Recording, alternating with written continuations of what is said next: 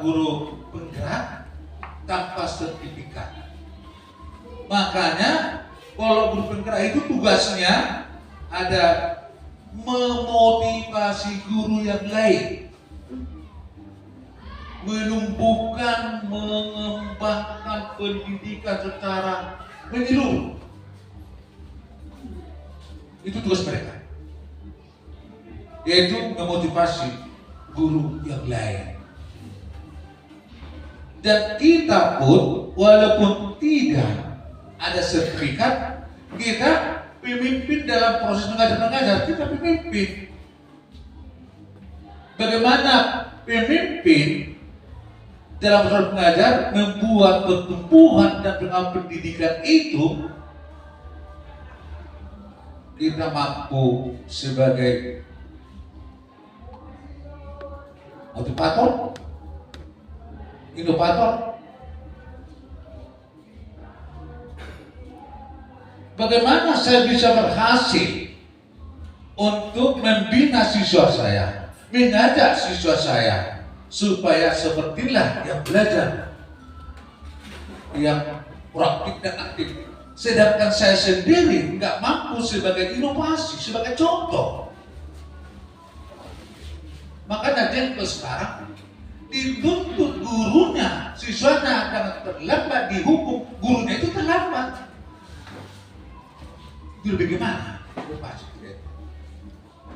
Sampai di luar sana kita jaga harga diri kita sebagai guru pendidik.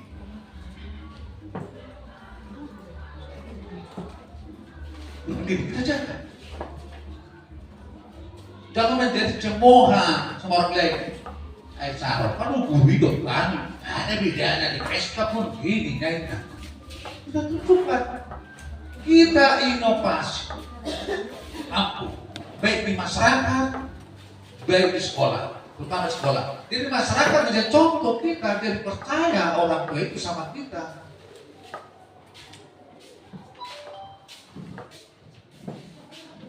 Nah, coba bedanya nanti membuat modul-modul yang simpel, yang bisa diterima siswanya, itu diulang-ulang. Semuanya tugas guru, biarpun tidak guru bergerak, bagaimana mengeluarkan kelas, bagaimana menumbuhkan siswa itu supaya aktif dalam pembelajaran, supaya mau belajar, supaya mau dalam kondisi guru. Dan bagaimana kita guru itu harus dalam kesabaran melihat, mengajar siswa itu dari segi latar belakang yang bermacam-macam. Selama ini kita tidak melihat latar belakangnya. Ada pendapat, atau saya guru, itu pendapat saya. Yang penting saya ajarkan, kalau nggak mau dia silakan, mau dia silakan, tugas saya sudah saya laksanakan. Sekarang tidak. Bagaimana membawa siswa itu ke dalam suasana dalam pembelajaran supaya dia terlibat, supaya dia menyenangkan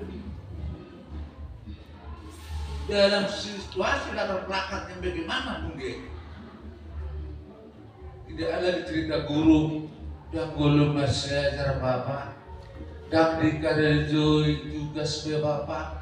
Berarti gagal kita sebagai inovator. Hati-hati sama si anak, hati-hati, tinggal waktu tidak ada. Si anak ini, pintar ini, dan ingat, betul dia kekurangan orang lain.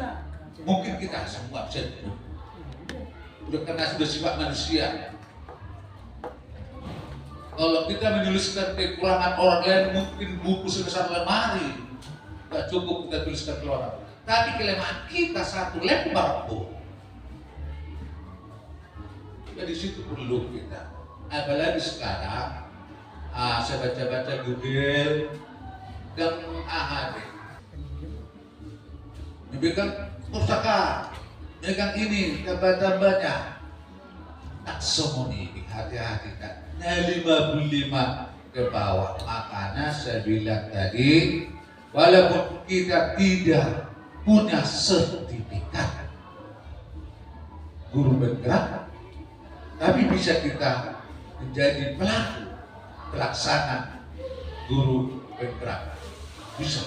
Karena guru bergerak itu pertama dilihat paling utama dari aksi nyata, kreatif dia, bagaimana mengkondisikan siaran, bagaimana aksi nyata kita setelah selesai suatu topik kita ajarkan bagaimana aksi nyata,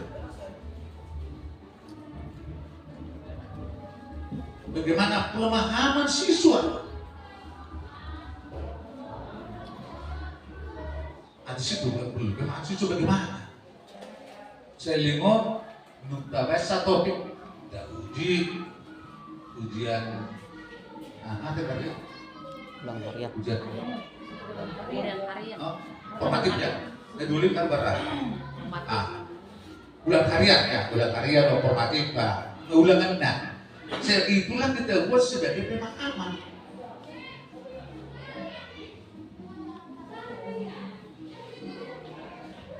Jadi perlu saya katakan sama ibu guru, mungkin ada pendapat-pendapat seperti ini. Untuk apa itu guru penggerak? Padahal kita udah harus guru penggerak. Untuk apa? Nujama ibadusi katanya. Ibu Maduru mulai terangkat ketiga kali dengan apalah suara semangat, itu kan? Mulai ketiga kali.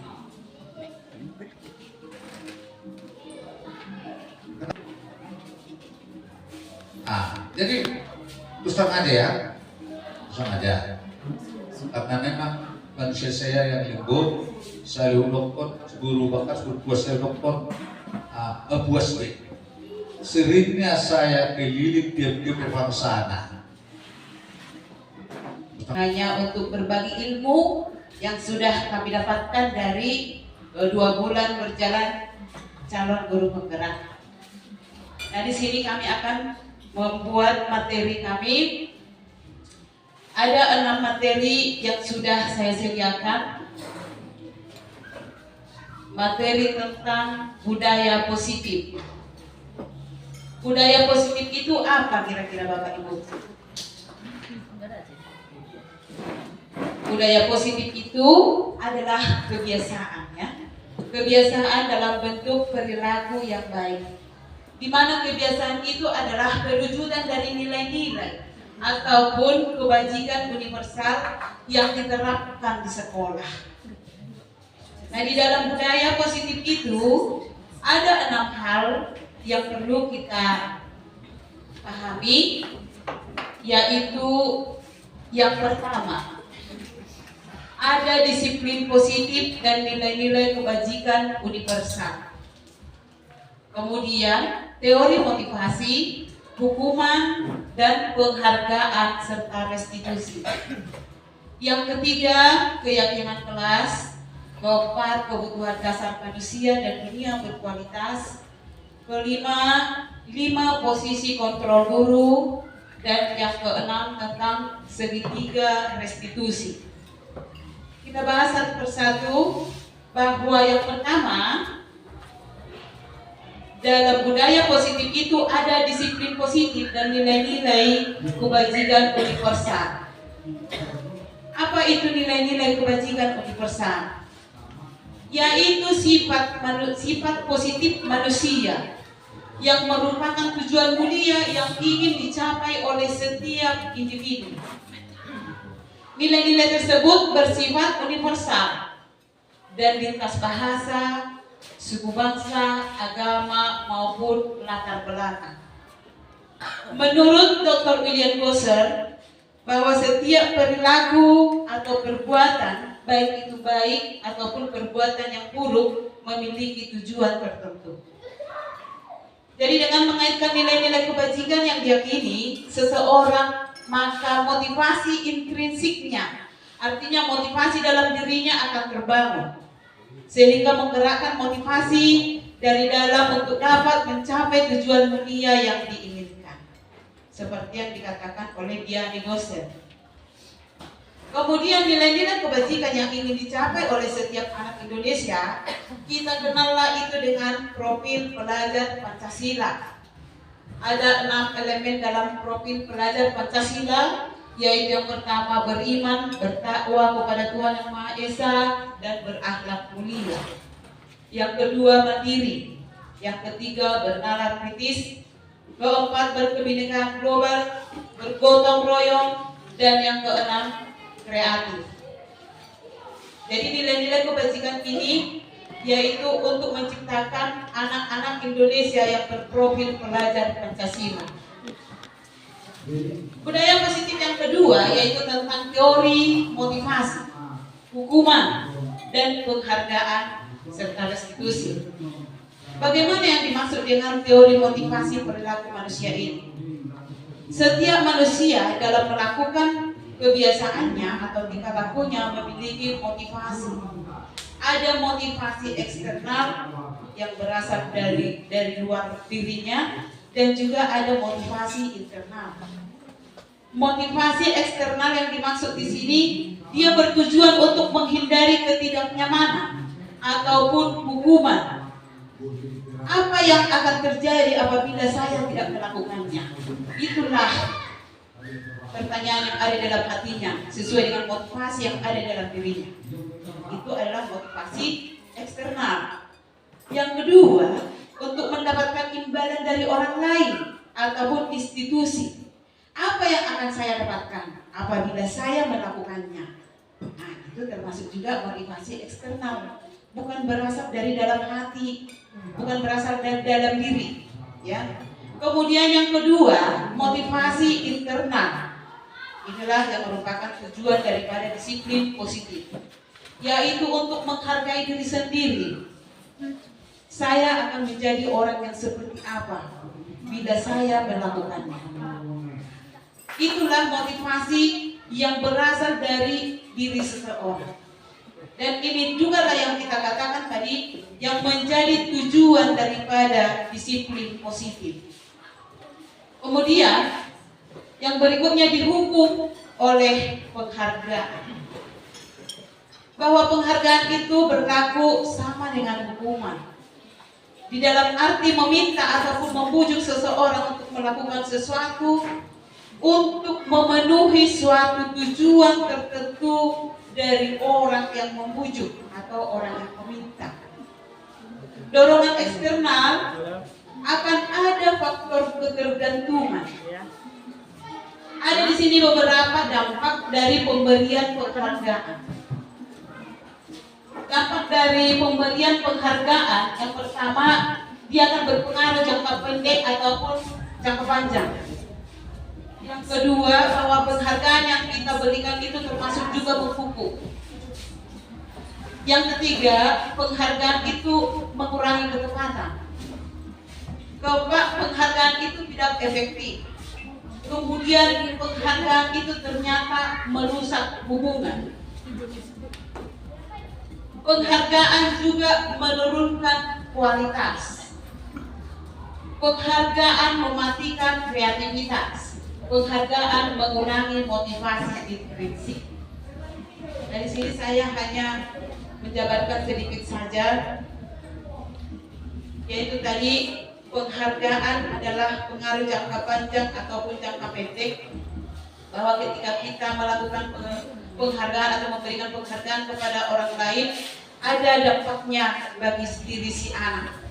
Nah, dia senang, tetapi dalam jangka pendek, gitu ya. Kemudian penghargaan itu juga termasuk menghukum. Jadi tidak ada semangat ataupun tidak ada motivasi intrinsiknya, motivasi dari dalam dirinya. Artinya seperti yang kita katakan tadi, untuk apa saya melakukan ini? Ada motivasi eksternal. Kalau kita memberikan penghargaan, penghargaan juga mengurangi ketepatan tadi, penghargaan juga tidak efektif untuk kita lakukan bagi si anak. Nah, di sini di dalam hukuman dan konsekuensi ternyata kita harus juga mengetahui perbedaannya. Apa itu perbedaan antara hukuman dan konsekuensi? Ya, jadi kalau hukuman itu sebelum sampai ke sana, saya akan membuat dulu di sini sebuah isian ya Bapak Ibu, bahwa tindakan guru yang dilihat dari sana ada mencatat 100 kali dalam buku kalimat saya tidak akan terlambat lagi karena terlambat ke sekolah, itu termasuk hukuman atau konsekuensi. Sebelum kita mengetahui apa perbedaannya itu, kira-kira yang nomor 1 ini mencatat 100 kali di dalam buku kalimat saya tidak akan terlambat lagi karena terlambat ke sekolah, kira-kira itu hukuman atau konsekuensi Bapak Ibu? Hukuman ya? Ya, dicatat 100 kali katanya hukuman. Kemudian yang kedua, lari mengelilingi lapangan basket 2 kali karena terlambat hari ke sekolah. Hukuman atau konsekuensi? Hukuman. Yang ketiga, murid diminta untuk push up 15 kali karena tidak menggunakan masker ke sekolah. Hukuman? Ya. Berikutnya, menggantikan kertas tugas teman yang telah dicoret-coret. Konsekuensi. Kemudian membersihkan tumpahan air di meja tulis karena tersenggol pada saat belajar. Konsekuensi. Kemudian murid disuruh untuk mengenakan sepatu harian sekolah. Sepatu seharian di sekolah karena tidak mengenakan sepatu hitam. Hukuman atau konsekuensi? Murid disuruh untuk mengenakan sepatu, untuk tidak, ya, maaf ya, kurang lengkap kalimatnya. Murid disuruh untuk tidak mengenakan sepatu seharian di sekolah karena tidak mengenakan sepatu hitam. Hukuman atau konsekuensi? Hukuman. Lari mengelilingi lapangan basket 2 kali karena terlambat 10 menit untuk pelajaran video. Hukuman atau konsekuensi? Hukuman ya Bapak Ibu ya? Oke. Kita lihat jawabannya. Bahwa yang terakhir adalah konsekuensi. Tadi dari atas sampai ke yang nomor 5, ke nomor 6 ya, benar semua. Terakhir itu merupakan konsekuensi. Lalu bagaimana perbedaan hukuman dengan konsekuensi?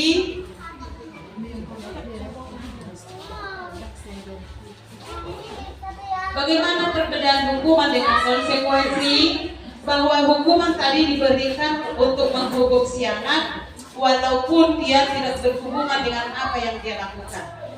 Jadi kalau konsekuensi itu kita memberikan hukuman berhubungan dengan apa, pelanggaran apa yang dilakukan. Misalnya seperti yang terakhir tadi, karena dia pada saat belajar PJOK, maka hukuman yang diberikan kepada si anak adalah mengelilingi lapangan 2 kali, lapangan basket 2 kali, karena terlambat 10 menit ketika belajar PJOK. Jadi ada hubungan Bapak Ibu ya, ada hubungan antara hukuman dengan pelanggaran yang sudah dilakukan. Nah kemudian perbedaan hukuman dan konsekuensi, bahwa hukuman itu sesuatu yang menyakitkan harus terjadi, tapi bagi konsekuensi sesuatu yang harus terjadi, entah itu menyakitkan atau tidak ya Bapak Ibu. Kemudian yang kedua, bahwa hukuman membuat anak sakit fisik maupun sakit hati dalam jangka waktu yang lama. Jadi ketika kita menghukum anak dengan hukuman-hukuman seperti contoh-contoh yang tadi, itu akan menyakiti fisik maupun psikis anak dalam jangka waktu yang lama. Kemudian konsekuensi itu membuat anak merasa tidak nyaman dalam jangka waktu yang pendek. Kemudian anak membenci disiplin. Kalau konsekuensi yang kita berikan, anak menghargai disiplin. Di dalam hukuman ada paksaan. Kalau konsekuensi ada stimulus atau tanggapan. Kemudian di dalam hukuman mendorong anak menyakiti diri sendiri. Kalau konsekuensi itu mendorong anak agar mudah menyesuaikan diri. Di dalam hukuman ada konsep diri yang buruk, di dalam konsekuensi ada konsep diri yang baik. Begitu juga selanjutnya, anak belajar untuk menyembunyikan kesalahan. Kalau kita mau berikan hukuman kepada anak, dia akan belajar menyembunyikan kesalahan yang dia lakukan. Tetapi kalau konsekuensi, anak belajar untuk mematuhi peraturan. Di dalam hukuman ada rasa marah, rasa bersalah, dipermalukan, merasa tidak dihargai. Tetapi ketika kita memberikan konsekuensi, ada kehilangan hak, dibuat memang tidak nyaman, diasingkan, tetapi dia untuk sementara. Jadi ada perbedaan juga Bapak Ibu, hukuman dengan konsekuensi. Ada kalau hukuman tadi dia berjangka panjang, kalau konsekuensi itu dampaknya berjangka pendek. Kemudian yang ketiga, budaya positif yang ketiga yaitu tentang keyakinan kelas. Keyakinan kelas, mengapa bukan peraturan Bapak Ibu? Mengapa harus keyakinan kelas ataupun kesepakatan kelas? Kesepakatan ataupun keyakinan kelas dibuat untuk mendukung motivasi intrinsik, motivasi dari dalam.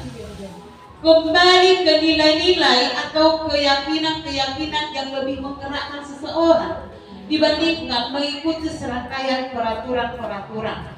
Sudah kita tahu tadi bahwa ketika di dalam peraturan-peraturan, di dalam hukuman-hukuman itu karena melanggar peraturan ada sistem paksaan dalam diri. Tetapi kalau di dalam ini, di dalam kesepakatan ini, ya, kesepakatan ataupun keyakinan kelas ini, dia termotivasi dari dalam diri. Nah, perbedaan yang kedua tadi, peraturan itu berasal dari satu pihak. Misalnya dia hanya berasal dari guru. Guru itu yang membuat peraturan di kelas. Tetapi kalau keyakinan kelas itu adalah kesepakatan antara guru dengan siswa. Bersama-sama untuk memberikan sebuah keyakinan dalam kelas. Atau sebuah jalan keluar ketika ada pelanggaran dalam kelas. Nah, di sini peraturan kelas berubah menjadi keyakinan kelas. Kemudian ketika ada keyakinan kelas, terjadilah lingkungan yang positif. Dan di lingkungan positif itu, itulah yang merupakan budaya positif. Peraturan dan keyakinan kelas. Dalam peraturan itu, dengan keyakinan kelas, ada pengelompokan atau penggolongan-penggolongannya. Artinya ketika kita menggunakan kalimat yang tidak efektif, kita ubah dia menjadi kalimat yang lebih efektif. Misalnya, selalu kembalikan buku ke tempatnya. Nah, jadi ini tergolong ke dalam kalimat yang lebih efektifnya lagi, termasuklah dia tentang tanggung jawab. Kemudian dilarang mengganggu orang lain. Nah, itu termasuklah kepada menghormati orang lain. Hadir di sekolah 15 menit sebelum pembelajaran dimulai. Ini juga termasuk menghormati orang lain ataupun ada komitmen. Dan dilarang melakukan kekerasan. Ini termasuk kepada keselamatan ataupun menghormati orang lain. Dilarang menggunakan narkoba. Keyakinan kelasnya menjadi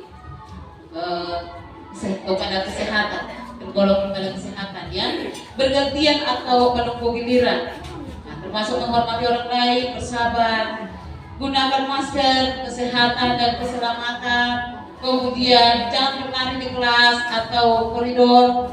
Nah, itu termasuk keselamatan dan keamanan. Kemudian yang keempat, kebutuhan dasar manusia dan dunia berkualitas. Pada dasarnya manusia memiliki kebutuhan dasar. Ada 5 kebutuhan dasar manusia. Yang pertama itu kebutuhan untuk bertahan hidup. Kemudian kebutuhan untuk menerima kasih sayang dan rasa diterima. Kemudian kebutuhan untuk kebebasan, kebutuhan untuk kesenangan, dan kebutuhan untuk kekuasaan.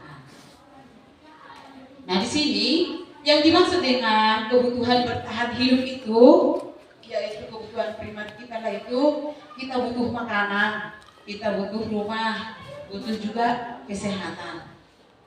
Kemudian kebutuhan yang kedua, Harusnya pakai situ. Pakaian.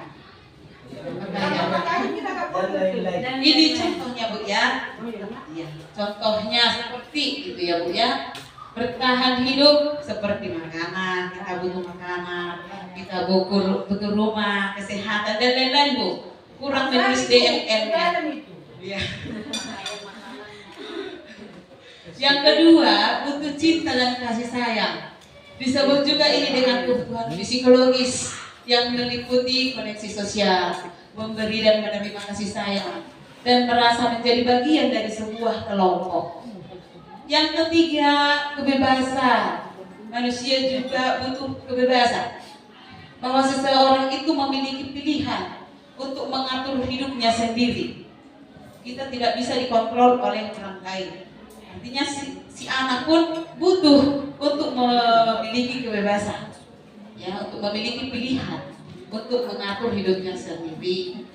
Keempat, bahwa manusia itu membutuhkan kesenangan, yaitu memiliki rasa gembira, memiliki ingin tertawa, kemudian ingin bermain dan lain-lainnya. Kemudian yang terakhir, kebutuhan manusia adalah kekuasaan. Di dalam hal ini manusia ingin dianggap berharga. Ya, seseorang itu menginginkan dihargai dan ada pengakuan dari orang lain. Seseorang itu ingin dihormati. Itulah 5 tadi kebutuhan dasar manusia. Kemudian yang kelima, budaya positif yang mau kita pahami adalah 5 posisi kontrol guru. Bagaimana 5 posisi kontrol guru yang dimaksud di sini? 5 posisi kontrol guru, yang pertama itu sebagai penghukum, kedua sebagai pembuat rasa bersalah, yang ketiga sebagai teman, keempat sebagai pemantau, dan yang kelima sebagai manajer. Yang pertama sebagai penghukum. Di sini guru akan berbuat. Di atas itu ada perbuatan bagaimana si guru. Perbuatan si guru ini menghardik, menunjuk-nunjuk, menyakiti, menyindir. Itu bentuk hukuman atau aksi daripada si guru ketika ingin menghukum, ya, menunjuk-nunjuk, menghardik begitu. Lalu guru ini berkata, kalau kamu tidak melakukannya, awas ya, rasakan nanti. Nah, itu termasuk ke dalam bentuk hukuman. Nah, hasilnya bagaimana si siswa? Hasilnya akan memberontak, menyalahkan orang lain, kemudian akan berbohong. Itu hasilnya Bapak Ibu. Kemudian bagaimana kaitannya dengan dunia yang berkualitas? Maka murid meletakkan guru di luar dunia berkualitas. Jadi artinya di sini bahwa si murid ini kurang menghargai lagi si guru, begitu ya. Bahwa guru ini kurang berkualitas begitu. Kemudian bagaimana dampaknya juga pada murid, bahwa murid akan mengulangi kesalahannya lagi, baik kesalahan yang sama ataupun kesalahan yang lain. Itulah kalau posisi guru sebagai penghukum. Kemudian kalau posisi guru sebagai pembuat orang merasa bersalah, perbuatan gurunya seperti berceramah dan mengatakan seharusnya begini loh, gitu. Ibu kecewa loh melihat kamu, begitu ya. Kemudian apa perkataan guru yang lain? Kemudian kamu seharusnya sudah tahu bahwa ibu lelah sekali, mengatakannya.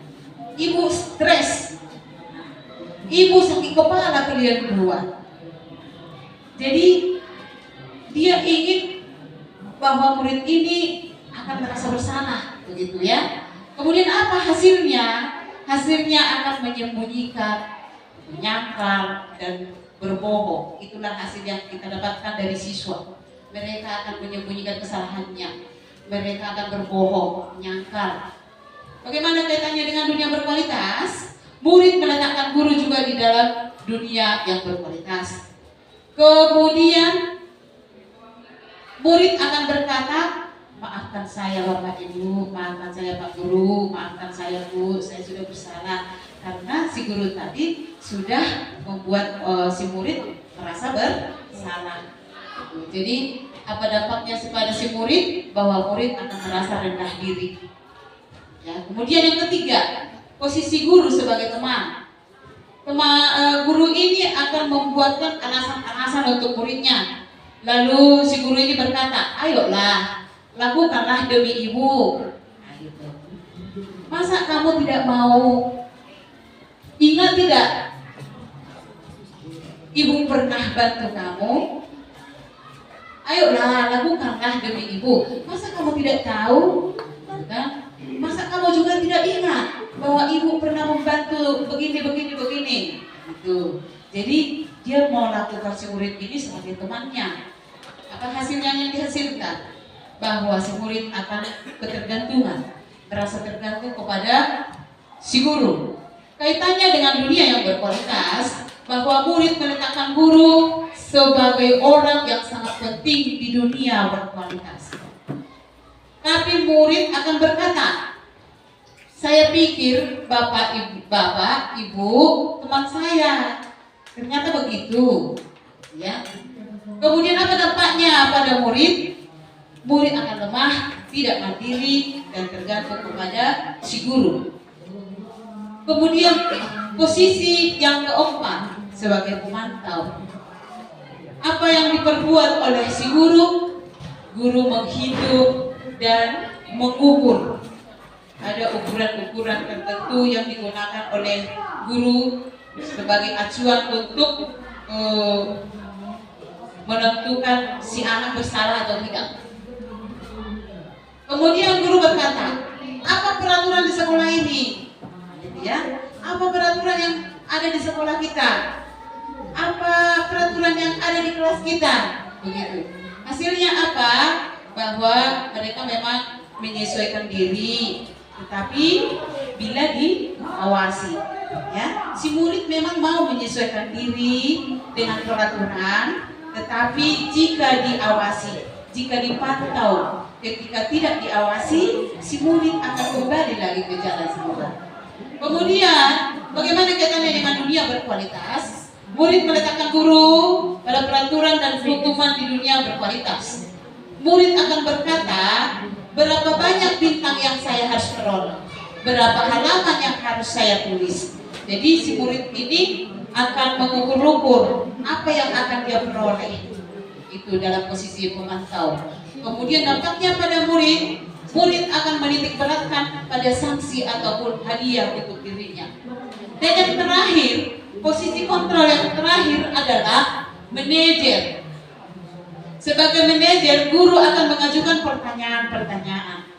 Dan inilah tugas yang sudah pernah kami buat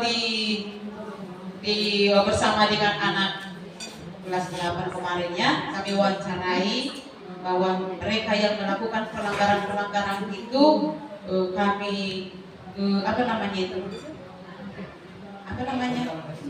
ya, kami lakukan restitusi ya. Kami lakukan restitusi bagi mereka yang melanggar peraturan-peraturan ataupun keyakinan-keyakinan khawasnya. Nah, jadi inilah posisi manajer, inilah yang cocok bagi kita sebagai guru, yaitu mengajukan pertanyaan-pertanyaan terlebih dahulu. Kemudian guru berkata, apa yang kita yakini? Apa yang bisa kau kerjakan untuk memperbaiki masalah ini? Hasilnya akan menguatkan pribadi si anak. Kaitannya dengan dunia berkualitas, bahwa murid meletakkan dirinya sebagai individu yang positif dalam dunia berkualitas. Lalu murid berkata, bagaimana caranya saya bisa memperbaiki keadaan? Bagaimana caranya saya bisa memperbaiki diri? Kemudian dampaknya pada murid akan mengevaluasi diri, ya, bagaimana cara memperbaikinya. Jadi tujuan akhir daripada 5 posisi kontrol guru adalah pencapaian posisi manajer. Di mana posisi ini murid dapat menjadi pribadi yang mandiri, merdeka dan bertanggung jawab atas segala perilaku dan sikapnya, pada akhirnya dia dapat menciptakan lingkungan yang positif, nyaman, dan aman.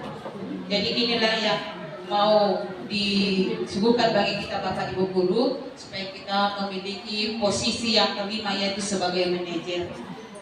Dan yang terakhir adalah segitiga restitusi. Apa itu restitusi Bapak Ibu? Restitusi adalah proses menciptakan kondisi bagi murid untuk memperbaiki kesalahan mereka, sehingga mereka bisa kembali pada kelompok mereka dengan karakter yang lebih kuat. Menurut dosen, bahwa restitusi juga merupakan proses kolaboratif yang mengajarkan murid untuk mencari solusi untuk masalah mereka, dan membantu murid berpikir tentang orang seperti apa yang mereka inginkan, atau tujuan mulia apa yang mereka ingin capai. Bagaimana mereka juga harus memperlakukan orang lain. Itulah restitusi. Sini ada segitiga restitusi. Bagaimana kita mengatasi masalah si murid dengan menggunakan segitiga restitusi. Segitiga restitusi di sini ada yang pertama menanyakan keyakinan, kemudian yang pertama tadi itu menstabilkan identitas, kemudian validasi kebutuhan, dan ketiga menanyakan keyakinan. Bagaimana itu menstabilkan identitas? Di sini tujuannya untuk membuat anak yang merasa gagal karena berbuat salah menjadi positif terhadap dirinya. Apa yang dikatakan oleh si guru? Berbuat salah itu hal yang manusiawi. Tidak ada manusia yang sempurna. Bapak atau ibu juga pernah berbuat salah. Kita pasti bisa menyelesaikan permasalahan ini. Bapak ibu tidak tertarik untuk mencari tahu siapa yang benar, siapa yang salah. Bapak ibu hanya lebih tertarik untuk menyelesaikan masalah. Nah, ini menstabilkan identitas dimaksud di sini supaya si anak tidak terlebih dahulu ketakutan. Contohnya ketika kita panggil ke sebuah ruangan, mungkin ada rasa ketakutan dalam dirinya, ya, anak yang bermasalah tadi. Tapi ketika kita memvalidasi, menstabilkan identitasnya dulu, kita stabilkan dulu suasananya, ya. Kita stabilkan dulu bagaimana supaya si anak ini tidak merasa terganggu, tidak merasa ketakutan. Maka inilah kata-kata yang perlu kita lakukan, kita ucapkan kepada si anak. Gak apa-apa berbuat salah itu adalah hal yang manusiawi, ya. Ibu pun pernah berbuat salah, kira-kira begitu. Kemudian kita validasilah kebutuhannya. Di sini yang kita lakukan adalah untuk membantu murid mengenali kebutuhan dasar yang ingin dipenuhinya ketika melakukan kesalahan itu. Jadi ketika si anak melakukan kesalahan, apa kebutuhan dasar apa yang ingin dipenuhi? Apa kira-kira alasan sehingga dia melakukan hal itu? Maka apa yang dikatakan guru di sini? Yang dikatakan guru bisa saja kamu pasti punya alasan mengapa melakukan hal ini, ya. Kemudian apa yang penting bagi kamu?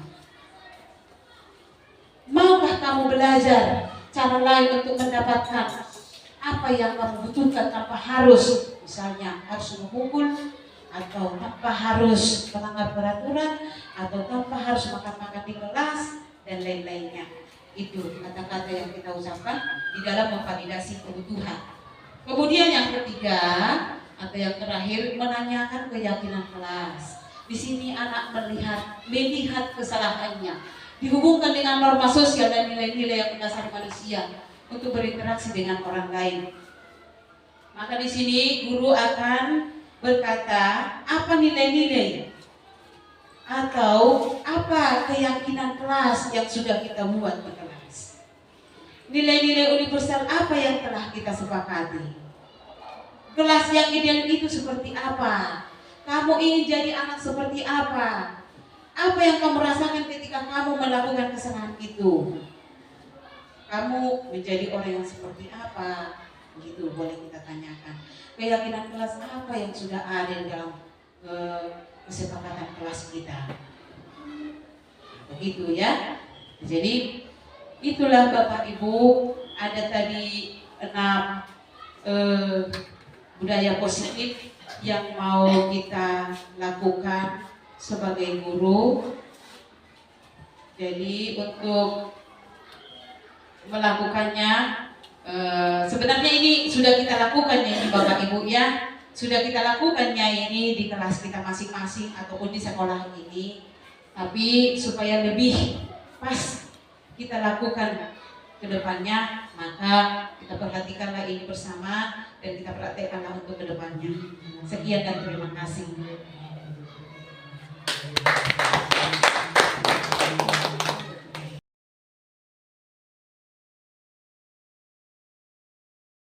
Itu adalah gaya hidup, maka dilakukan sesuai dengan waktunya secara otomatis. Misalnya, ketika kita makan, ketika kita tidur, mandi, gosok gigi, dan lain-lain. Jadi itu secara otomatis kita lakukan sesuai dengan waktunya. Kalau sudah waktunya tidur, kita tidur. Waktunya makan, kita makan. Waktunya mandi, kita mandi. Itulah yang dikatakan dengan kebiasaan. Ada sebuah ilustrasi. Ilustrasi ini adalah seekor anak singa. Ya, di sebuah hutan datanglah 2 orang penjelajah. Di sana mereka menemukan anak singa. Anak singa ini keadaan memprihatinkan. Kenapa memprihatinkan? Karena induknya sudah mati. Baru lahir induk singa ini, beberapa hari kemudian matilah induknya. Yang akhirnya anak singa ini tidak bisa mencari makanannya karena belum bisa berburu dia karena masih kecil, sehingga tubuhnya kurus dan lemah. Nah, karena tadi penjelajah hutan ini melihatnya, lalu diberikanlah ke penjaga hutan. Dibawanya ke penjaga hutan, lalu penjaga hutan ini membawanya kembali ke kebun binatang supaya dia bisa dirawat di sana. Nah, di kebun binatang dia dirawat, dia diberikan makanan yang berlimpah, kandangnya dibersihkan, ya, dia bertumbuh dengan baik. Setelah beberapa bulan, tubuhnya besar dan kekar, gagah. Ya, tubuhnya gagah, kekar. Karakter itu terbentuk dari apa? Dari kebiasaan-kebiasaan baik atau buruk. Ya, karakter itu terbentuk dari kebiasaan-kebiasaan baik atau buruk. Kalau kebiasaanmu baik, maka karaktermu baik. Kalau kebiasaanmu buruk, maka bagaimana karaktermu? Maka karaktermu buruk. Jadi mulailah atur waktumu mulai dari sekarang untuk membiasakan diri melakukan hal-hal yang baik. Ya, aturlah waktumu. Jika selama ini kamu pernah melanggar tata tertib yang ada di sekolah ini, ya, yang menjadi kebiasaan kita, maka aturlah waktumu mulai sekarang. Saya tidak akan mau lagi melanggar tata tertib. Saya harus membiasakan diri untuk melakukan hal-hal yang baik. Ya, berikan komitmen pada diri. Buat sebuah tekad di dalam dirimu supaya kamu tetap melakukan kebiasaan-kebiasaan yang baik itu. Jangan kau bertekad melakukan kebiasaan buruk. Ya, harus kebiasaan baiklah yang kita lakukan. Sama seperti si Daniel tadi. Ketika si Daniel melakukannya 3 kali dalam 1 hari, adakah hal yang dia peroleh? Ada nggak hal yang diperoleh oleh si Daniel? Kamu pernah dengar cerita si Daniel kan? Pernah kan? Pernah. Apa hal yang diperoleh si Daniel ketika dia taat dan tunduk kepada Allahnya? mendapatkan keselamatan. Ya, tadi pemerintahan yang dipimpin oleh si Darius itu kan ada 3 pejabat tinggi yang diangkat oleh si Darius untuk mendampinginya. Salah satunya si Daniel. Tetapi 2 orang lagi cemburu kepada si Daniel, karena si Daniel ini kesayangan daripada si Darius. Kenapa dia menjadi kesayangannya? Karena dia tidak pernah berbuat salah. Ya, sehingga cemburulah yang 2 ini, diadukanlah dia kepada raja. Lalu dibuatlah perintah supaya si Daniel ini dimasukkan ke dalam gua singa. Dalam gua singa. Dimasukkanlah dia ke dalam gua singa. Apa yang terjadi kepada si Daniel? Dimakan singa tidak? Tidak, dia selamat. Tuhan mengatupkan mulut daripada singa itu, ditutup Tuhan mulutnya, mulut singa itu. Roh Kudus ada, atau Roh Tuhan ada dalam diri si Daniel dan mengatupkan mulut singa tadi sehingga dia selamat. Itu kalau kita taat dan tunduk kepada Tuhan, taat dan tunduk kepada aturan ataupun tata tertib, maka kita akan selamat. Ya. Jadi anak-anak kami sekalian, fokuskanlah dirimu untuk membangun kerohanianmu. Maka kita akan semakin mengenal Tuhan dan semakin bertumbuh di dalam Tuhan. Lakukanlah kebiasaan yang baik yang akan menjadi gaya hidupmu. Amin. Kita berdoa. Terima kasih Tuhan. Tidak bosan kami mengucapkan syukur kami kehadirat-Mu Bapa, untuk setiap kebaikan Tuhan yang boleh kami rasakan sampai saat ini. Terima kasih Tuhan untuk firman-Mu yang boleh menyapa kami pada hari ini. Kuatkan kami Tuhan untuk melakukan kebiasaan-kebiasaan baik yang akan membina karakter kami sehingga kami kuat di dalam iman kami. Terima kasih Bapa untuk aktivitas kami satu hari ini. Kami serahkan sepenuhnya hanya ke dalam tangan pengasihan Tuhan, sehingga tetap penyertaan dan perlindungan Tuhan itu berada dalam diri kami masing-masing. Ampunilah kami Tuhan akan setiap dosa dan kesalahan kami, agar kami layak disebut sebagai anak Tuhan. Di dalam nama Yesus kami berdoa dan bersyukur. Amin.